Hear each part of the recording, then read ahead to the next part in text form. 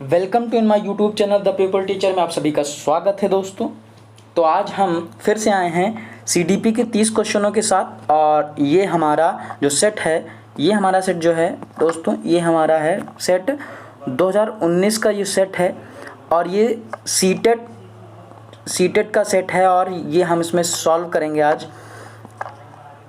तो आइए देखते हैं पहला क्वेश्चन क्या है। मूल्यांकन से पहला क्वेश्चन दे रखा है। जो मूल्यांकन है, मूल्यांकन को आगे ऑप्शन पढ़ेंगे, केवल नंबरों के संदर्भ में करना चाहिए, केवल नंबरों के संदर्भ में करना चाहिए, वस्तुनिष्ठ प्रकार के लिखित कार्यों पर आधारित होना चाहिए, एक अलग गतिविधियों के रूप में लेना चाहिए, शिक्षण अधिगम प्रक्रिया का एक भाग होना चाहिए। तो दोस्तों देखा जाए कि मूल्यांकन जो होना चाहिए केवल नंबरों के, तो केवल शब्द जो होता है हमारा, जो केवल शब्द है दोस्तों वो निगेटिव में आ जाता है। अगर केवल शब्द जो है हमारा किस में आ जाता है, निगेटिव में आ जाता है, तो इसमें ये पहला नहीं होगा। दूसरा कह रहा है वस्तुनिष्ठ प्रकार के निम्नलिखित कार्यों पर आधारित होना चाहिए। चलिए ये कहीं तक मान सकते हैं। एक अलग गतिविधियों के रूप में लेना चाहिए, मतलब हम मूल्यांकन कर रहे हैं तो किसी अलग गतिविधि से ले लें, ये भी नहीं हो सकता, तो सी भी हट गया। शिक्षण अधिगम प्रक्रिया का एक भाग होना चाहिए, बिल्कुल सही बात है। मूल्यांकन क्या होना चाहिए हमारा, शिक्षण अधिगम प्रक्रिया में अगर हम पढ़ा रहे हैं बच्चों को तो उसी में मूल्यांकन क्या होना चाहिए, इन्वॉल्व होना चाहिए। इन्वॉल्व हो और बच्चों को पता न चले कि उसका मूल्यांकन हो रहा है। ठीक है, अब मूल्यांकन के बारे में नेक्स्ट वीडियो में बात करेंगे हम। आते हैं तो इसमें कौन सा ऑप्शन सही हो जाएगा दोस्तों, इसमें हो जाएगा डी ऑप्शन जो हमारा करेक्ट हो जाएगा। अब नेक्स्ट क्वेश्चन देखते हैं। संरचनात्मक दृष्टिकोण के अनुसार अधिगम है। ठीक है, अधिगम के बारे में पूछ रहा कि अधिगम आखिर क्या होता क्या है। तो जानकारी के अर्जन की प्रक्रिया, जानकारी के अर्जन की प्रक्रिया क्या ऑप्शन है। दूसरा क्या कह रहा, अनुभव के परिणाम के रूप में व्यवहार का एक परिवर्तन होने की प्रक्रिया, एक सक्रिय एवं सामाजिक प्रक्रिया, और क्या कह रहा है, एक निष्क्रिय एवं व्यक्तिपरक प्रक्रिया। ठीक है, देखते हैं कौन सा ऑप्शन सही हो सकता है, कोशिश करेंगे निकालने की। देखते हैं, जानकारी के अर्जन की प्रक्रिया, किसी भी प्रकार की नॉलेज अधिगम कहलाएगा नहीं। अधिगम केवल बंधे बंधाए और औपचारिक रूप से होती है। ठीक है, अब लेकिन देखा जाए अधिगम क्या है, तो अधिगम इसमें कौन सा ऑप्शन सही हो रहा है, मुझे लग रहा है सी होगा। तो उसमें एक सक्रिय एवं सामाजिक प्रक्रिया वाला जो ऑप्शन हो जाएगा इसमें करेक्ट हो जाएगा। तो जानकारी के अर्जन की प्रक्रिया ये नहीं होगा। अनुभव के परिणाम के स्वरूप में व्यवहार में एक परिवर्तन होने की प्रक्रिया नहीं, व्यवहार के द्वारा व्यवहार में परिवर्तन जब होता है तब हम मान सकते थे अधिगम कहलाता है। लेकिन इसमें एक प्रकार का व्यवहार परिवर्तन, education is a modification of behaviour. ठीक है, जो हमारे व्यवहार में परिवर्तन होता है उसे हम क्या बोलते हैं, अधिगम कहते हैं। चलो ये नेक्स्ट क्वेश्चन देखते हैं, आई होप आपको समझ में आ गया होगा। थर्ड नंबर क्वेश्चन क्या कहता है कि जब शिक्षक को विद्यार्थियों एवं उनकी योग्यताओं के बारे में सकारात्मक विश्वास होता है तब विद्यार्थी का उत्साह भंग हो जाता है तथा वे दबाव में आ जाते हैं, किसी भी रूप में प्रभावित नहीं होते, सीखने के लिए उत्सुक एवं प्रेरित रहते हैं, निश्चित हो जाते हैं कि सीखने के लिए किसी भी तरह का प्रयास बंद कर देना चाहिए। तो क्वेश्चन क्या था, जब शिक्षक को विद्यार्थियों एवं उनकी योग्यताओं के बारे में सकारात्मक विश्वास होता है, तो बिल्कुल सही बात, सीखने के लिए उत्सुक एवं प्रेरित रहते हैं। तो हमारा कौन सा ऑप्शन इसमें सही लग रहा है, मुझे सी ऑप्शन जो हमारा ज़्यादा पॉजिटिव है।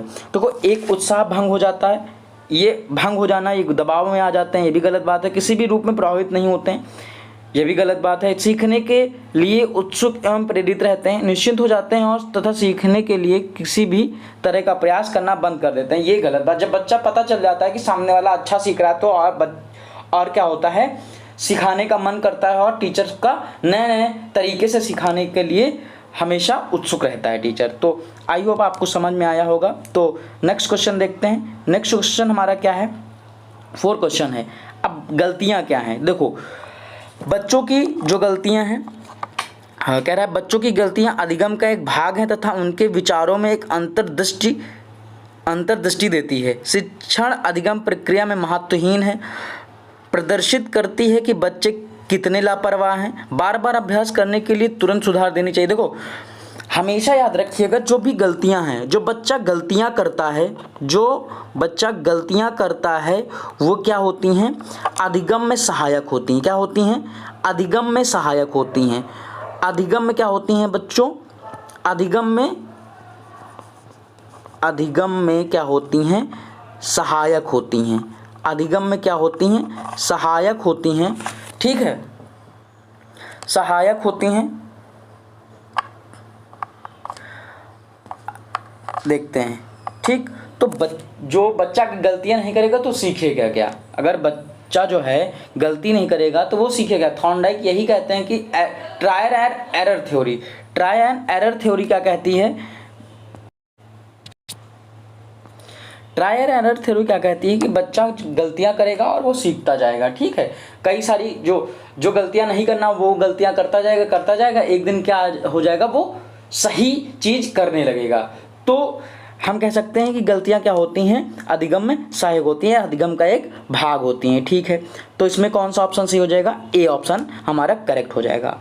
नेक्स्ट क्वेश्चन देखते हैं। नेक्स्ट क्वेश्चन क्या कहता है, नेक्स्ट क्वेश्चन कहता है 5 नंबर क्वेश्चन है हमारा, यह विधियां जिनके प्रयोग में विद्यार्थियों की स्व पहल व प्रयास शामिल है, निम्नलिखित में से किसका उदाहरण है।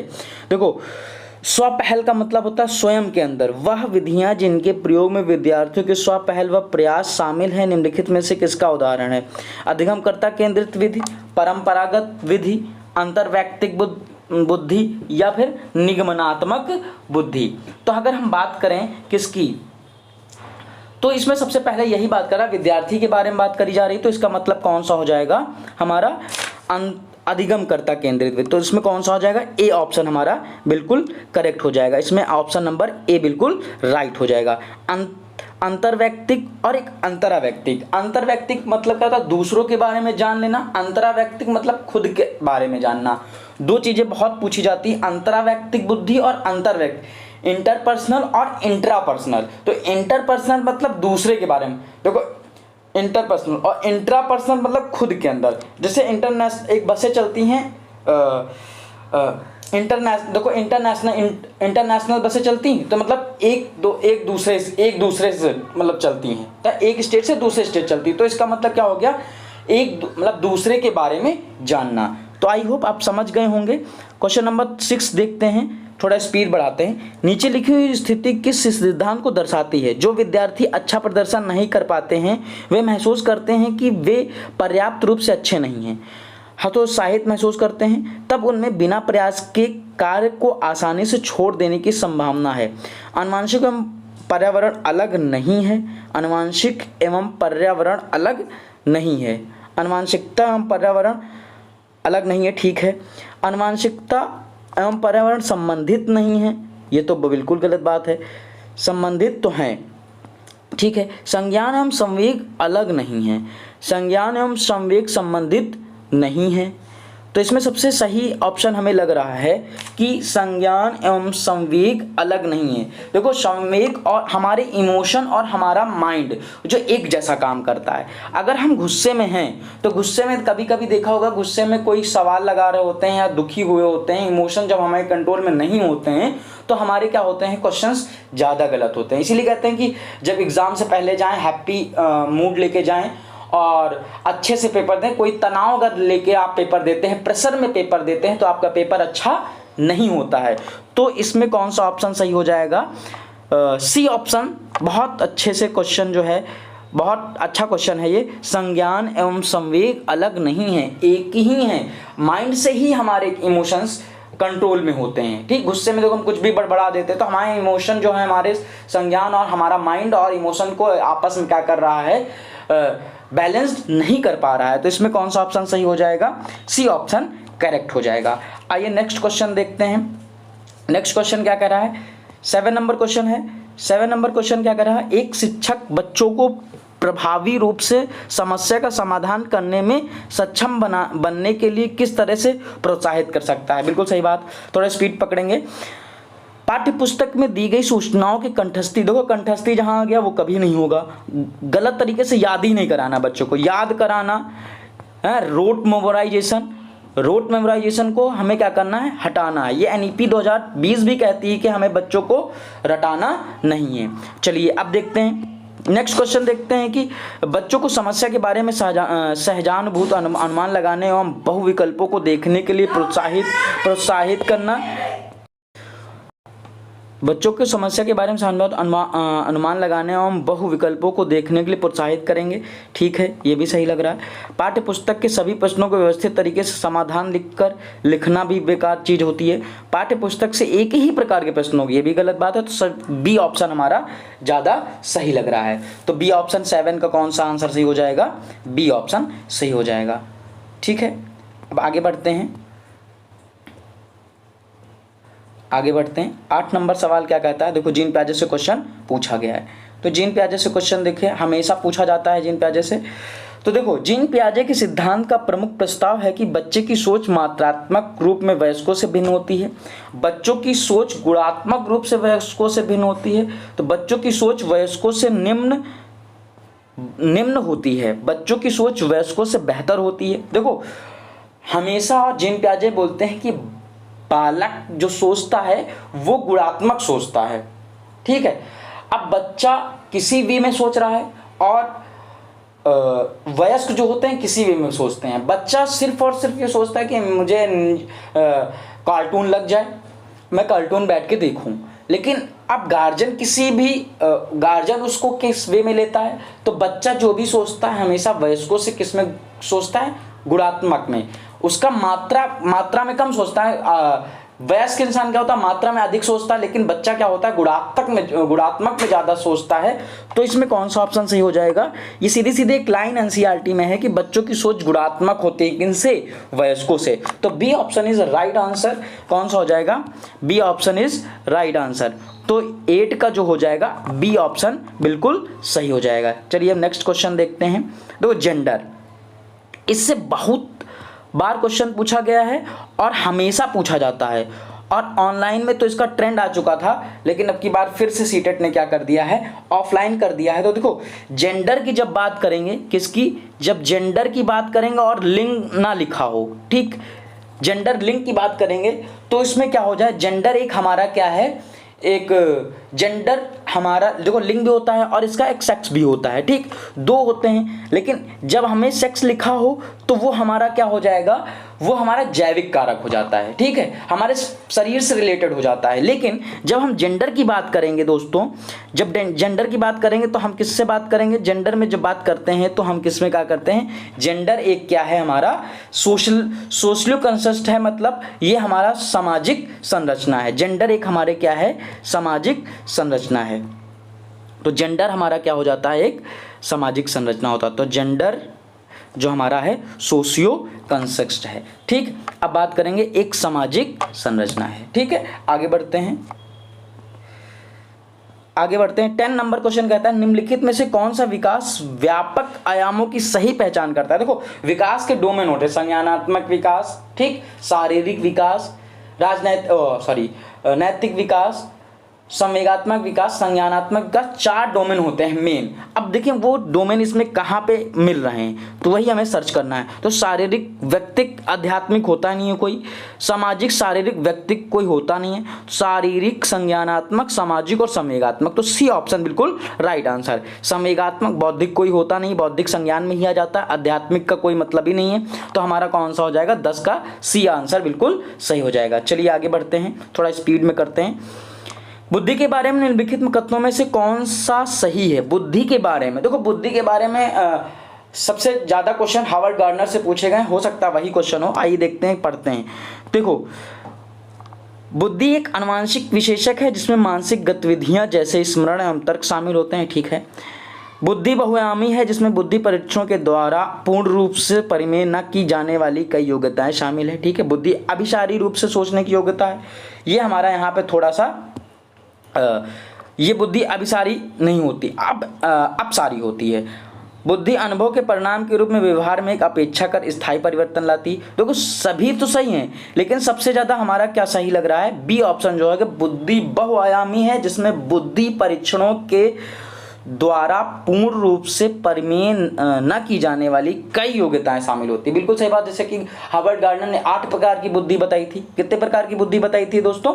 8 प्रकार की बुद्धि बताई थी। हार्वर्ड गार्डनर ने कितने प्रकार की बुद्धि बताई थी? 8 प्रकार की बुद्धि बताई। तो जो इसमें बी ऑप्शन मुझे लग रहा है कि बुद्धि बहुआयामी है, ये वाला सही हो जाएगा। 8 प्रकार की बुद्धि जैसे बताई थी, भाषायिक बुद्धि थी, तार्किक बुद्धि थी, स्थानिक बुद्धि थी, और शारीरिक बुद्धि, गतिक बुद्धि, संगीतक बुद्धि, और एक व्यक्तिगत बुद्धि थी, और व्यक्तिगत अन्य बुद्धि थी, और एक प्राकृतिक प्रकृतिवादी थी, और एक अस्तित्ववादी। तो इस तरह की बुद्धियाँ कितने प्रकार की बताई थी? 8 या 9 प्रकार की बुद्धियाँ जो बताई थी। हालांकि अभी 8 प्रकार के, एनसीईआरटी में 10 प्रकार की बुद्धियों का वर्णन किया गया है। चलिए आगे बढ़ते हैं।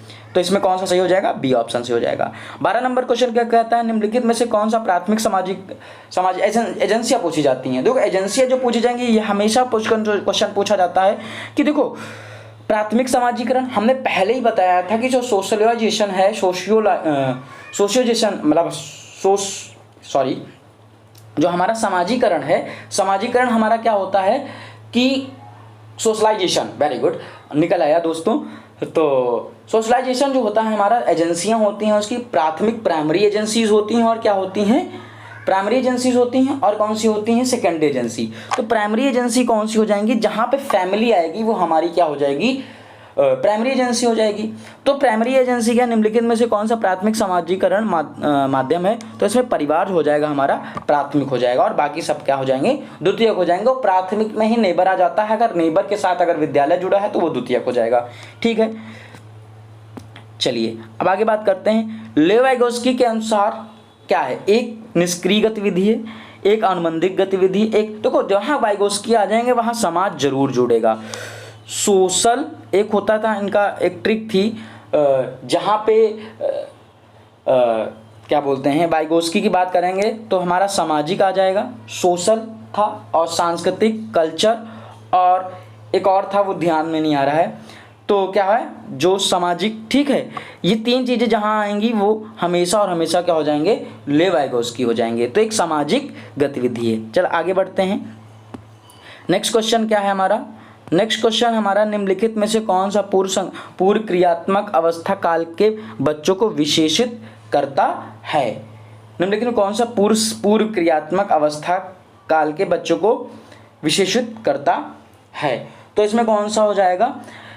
विलंबित अनुकरण, विचारों की अनुक्रमणीयता, लक्ष्य निर्देशित व्यवहार, वर्तुल प्रतिक्रिया। वर्तुल प्रतिक्रिया क्या होती है हमारा? जो पीछे से रिलेट होता है, ऐसे विकास जो चलता है, ठीक से ऐसे जिसमें चलता है, वर्तुलाकार जिसको बोलते हैं।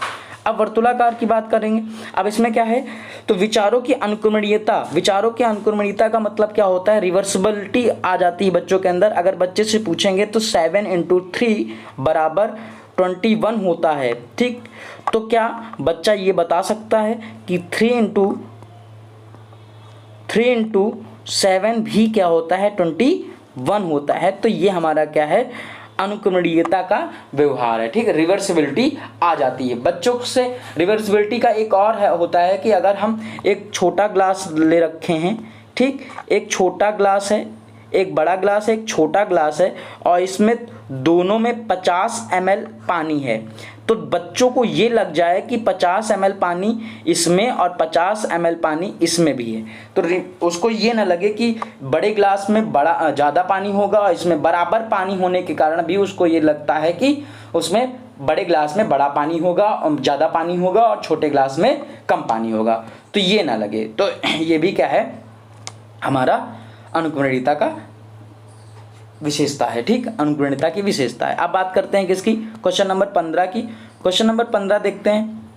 क्वेश्चन नंबर 15 क्या कहता है? बच्चों और उनके अधिगम के संदर्भ में निम्नलिखित कथनों में से कौन सा सही है? बच्चों की सामाजिक आर्थिक पृष्ठभूमि उनकी प्रेरणा एवं अधिगम क्षमता को निर्धारित व सीमित करती है।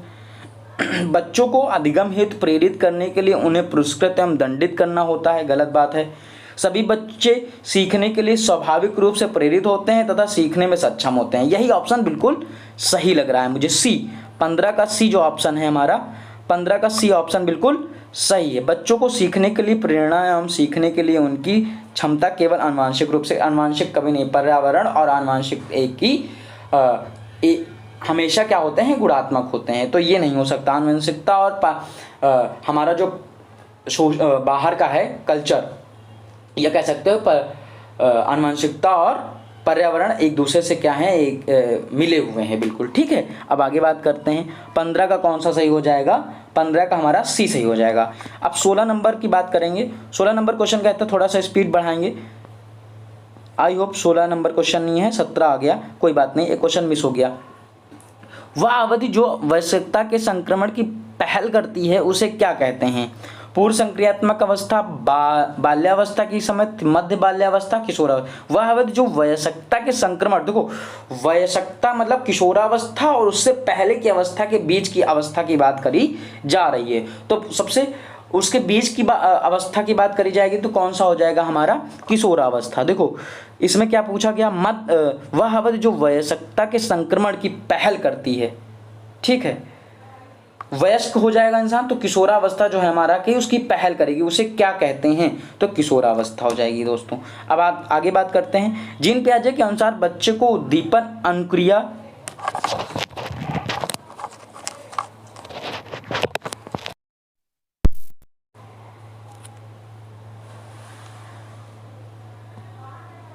अगर हम बात करें जीन पियाजे के अनुसार बच्चे को उद्दीपन अनुक्रिया संबंधों के सावधानीपूर्ण नियंत्रण के द्वारा एक विशेष तरीके से व्यवहार करने के लिए अनुबंधित किया जा सकता है। तो जीन पियाजे के अनुसार क्या है,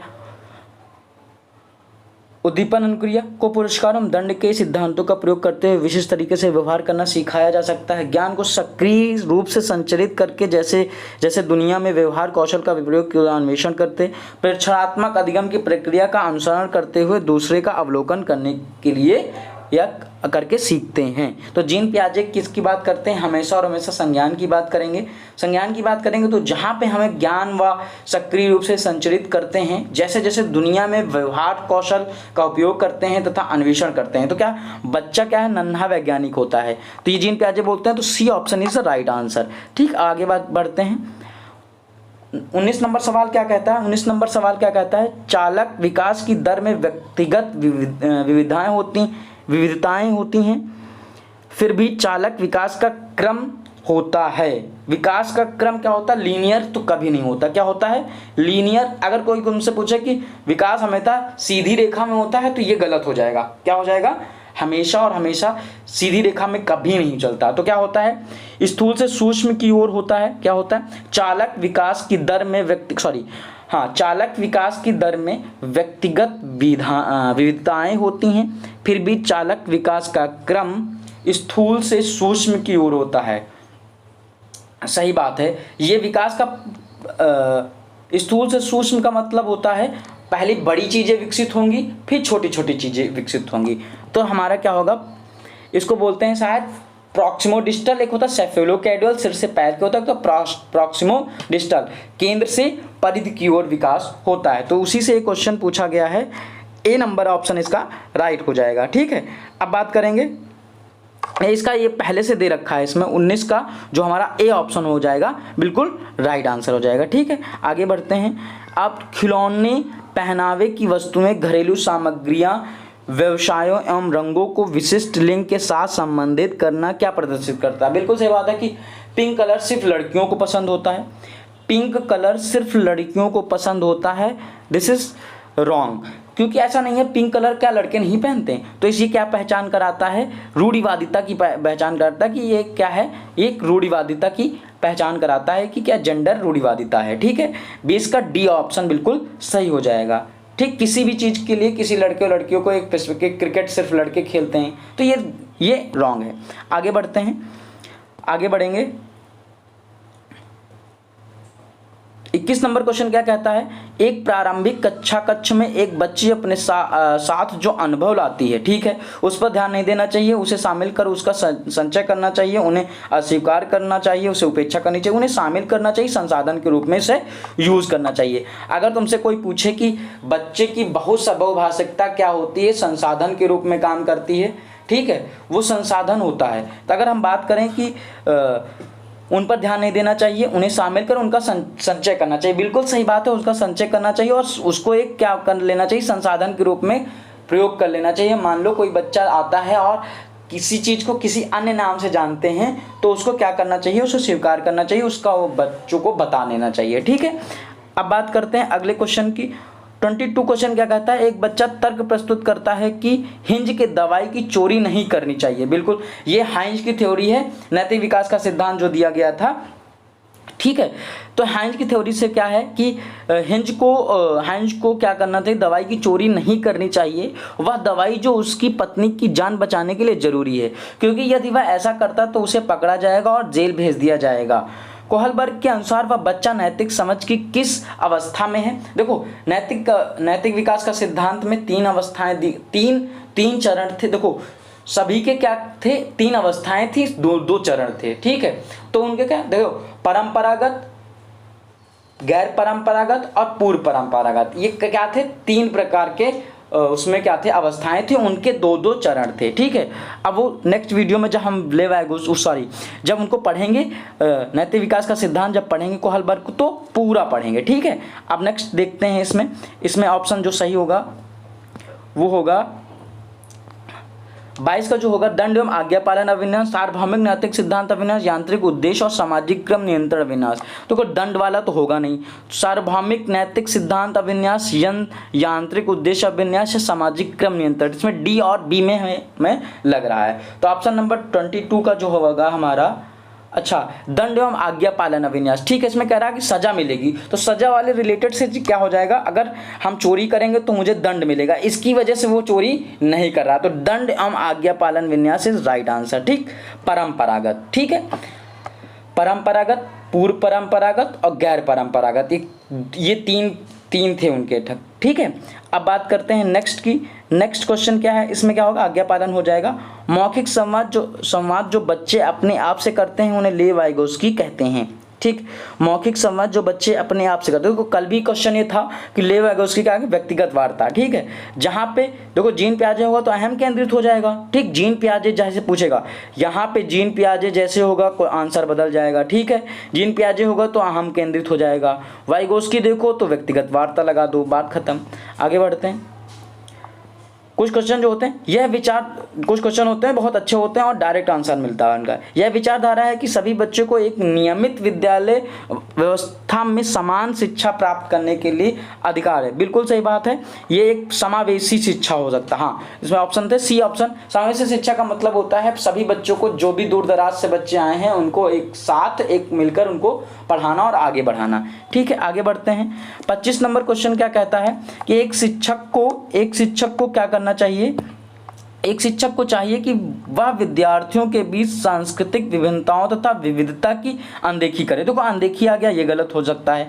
यह संप्रेषित करें कि वह कक्षा कक्ष में सभी संस्कृतियों सम्मान करती है और महत्व देती है। बिल्कुल सही बात है। वह विद्यार्थियों के बीच तुलना, देखो हमें कभी कंपेयर नहीं करना चाहिए, गलत बात। वह विशेष सांस्कृतिक समुदाय के बच्चों को बढ़ावा दे। ऐसा नहीं है कि आप कोई हिंदू समाज से आता है तो उसको बढ़ावा देंगे, ये गलत हो जाएगा। हमारा सबसे सही आंसर कौन सा हो जाएगा इसमें, यह संप्रेषित करें कि वह कक्षा कक्ष में सभी संस्कृतियों, हिंदू मुस्लिम सिख ईसाई, आपस में सब भाई का भाईचारा हमें करना चाहिए। ठीक है, तो बी ऑप्शन बिल्कुल राइट हो जाएगा। इसका कौन सा आंसर सही हो जाएगा, 25 का बी। अब बात करते हैं हम नेक्स्ट क्वेश्चन की। 26 नंबर क्वेश्चन क्या कहलाता है, निम्नलिखित संरचनाओं में से शिक्षा का अधिकार अधिनियम 2009 किसकी वकालत करता है। तो किसकी वकालत करेगा, अभी हमने बात करी थी कि वकालत करेगा किसकी, समावेशी शिक्षा की बात करेगा। 2009 आर्टिकल RTE जो था, RTE का मतलब ही था कि राइट टू एजुकेशन, सभी को 6 से 14 वर्ष के बच्चों को क्या निःशुल्क एवं अनिवार्य शिक्षा प्रदान किया जाए। वो किसकी वकालत करेगा, ये करेगा समावेशी शिक्षा की। और ये कब लागू हुआ था, पारित तो 2009 में हुआ था, लेकिन जब लागू कब हुआ, 1 अप्रैल 2010 को लागू होता है। आगे बढ़ते हैं। 27 नंबर क्वेश्चन क्या कहता है, थोड़ा स्पीड में करेंगे। 27 नंबर क्वेश्चन क्या कहता है कि बच्चों को कक्षा में प्रश्न प्रश्न पूछने की अनुमति नहीं देनी चाहिए, पूछने से रोकना चाहिए, पूछने के लिए प्रेरित करना चाहिए, पूछने के लिए हतोत्साहित। तो पूछने के लिए प्रेरित करना चाहिए, सिंपल और अच्छा, सस्ता और टिकाऊ क्वेश्चन। अब बात करेंगे आगे, निम्नलिखित में से कौन सी एक मुख्य प्रक्रिया नहीं है जिसके कारण सार्थक अधिगम घटित होता है। निम्नलिखित में से कौन सी एक मुख्य प्रक्रिया नहीं है जिसके द्वारा सार्थक अधिगम घटित होता है। निर्देश एवं संचालन, अन्वेषण और पारस्परिक प्रक्रिया, पुनरावृत्ति एवं अभ्यास नहीं है जिसके द्वारा सार्थक अधिगम। देखो निर्देश एवं संचालन, कंठस्थी और स्मरण, सबसे जो है कंठस्थी करना मतलब याद करना, रोट करना, याद कर लेना, ये हमारा अच्छा अधिगम का एक उदाहरण नहीं है। निम्नलिखित में से कौन सा स्तंभ के बच्चों को स्तंभ मैचिंग करना, प्राथमिक विशेषताओं का मिलान करना चाहिए। प्रतिभाशाली जो होगा, अधिगमाशक्त, सृजनात्मक और अवधान की कमी, अति सक्रियता, व्यतिक्रम। ठीक है। प्रतिभाशाली बालक क्या हो, धारा प्रवाह पढ़ने में कमी, मूल समाधानों के बारे में सोच सकता है, आसानी से विचलित होने की आदत होती है। ठीक है। देखो प्रतिभाशाली बालक जो होता है, प्रतिभा पहले का सी हो सकता है। देखो बोर हो जाता है बच्चा, जो प्रतिभाशाली बालक होगा वो बोर हो जाएगा। अगर मान लो किसी क्लास में अगर आप एडिशन पढ़ा रहे हैं, उसको एडिशन पहले से आता है, तो आपकी क्लास में उसको इन्वॉल्व करिए कि दूसरे बच्चों को एडिशन बता दे, वरना वो बोर करेगा, डिस्टर्ब करेगा आपको आगे आगे बताएगा। तो प्रतिभाशाली बालक क्या होता है, जल्दी क्या करता है, विचलित हो जाता है। ठीक है। अब बात करेंगे इसमें होगा कौन सा ऑप्शन सही, पहले का सी। तो पहले का सी किस में है, पहले का सी कहीं में है ही नहीं। चलिए देखते हैं इसमें कौन सा हो जाएगा। पहले में सी नहीं है, तो इसका मतलब पहले का सी इसमें तो दे नहीं रखा है। ऑप्शन नंबर 29 का आप लोग कमेंट में आंसर दीजिएगा। 29 ऑप्शन जो है हमारा, 29 को आप लोग क्या करेंगे, कमेंट में आंसर देंगे। ठीक है। 29 का कौन सा ऑप्शन देंगे, तो चलिए देखते हैं, इसमें निकालने का प्रयास करते हैं। देखो शीघ्रता से एवं स्वतंत्र रूप से सीखने की योग्यता, शीघ्रता से एवं स्वतंत्र रूप से सीखने की योग्यता। ठीक है। जो स्वतंत्र रूप से सीख सकता है वो हमारा क्या होगा, प्रतिभाशाली बालक हो जाएगा। ठीक है। अब बात करेंगे ए ऑप्शन। ए ऑप्शन क्या कह रहा है, धारा प्रवाह में कमी है, धारा प्रवाह में कमी है, तो अधिगम सकता है। ठीक, ये भी सही हो जाएगा। तो हमारा पहले का डी मिल गया और दूसरे का ए मिल गया, तो दो मिल ही गए और किसी में है नहीं डी ए किसी में है नहीं, तो यही सही हो जाएगा। तो D option is a right answer. चलिए ये, हालांकि आप लोग 29 का आंसर आप लोग कमेंट में दीजिएगा। ठीक है। लास्ट क्वेश्चन देखते हैं। बच्चे प्रभावी रूप से सीखते हैं, वे श्यामपट्ट पर अध्यापक के द्वारा लिखे गए उत्तरों को नकल करेंगे तो कभी नहीं सीख पाएंगे। ठीक है, ये भी गलत हो गया ऑप्शन। वे विभिन्न गतिविधियों एवं कार्यों में सक्रिय रूप से भाग लेते हैं, शिक्षक कक्षा में होने वाली सभी घटनाओं और बच्चों को पूर्ण रूप से नियंत्रित करता है, वे पाठ्य पुस्तक में दिए गए तथ्यों को याद करते हैं। तो तथ्यों को याद करेंगे तो नहीं होगा, पहला नहीं होगा।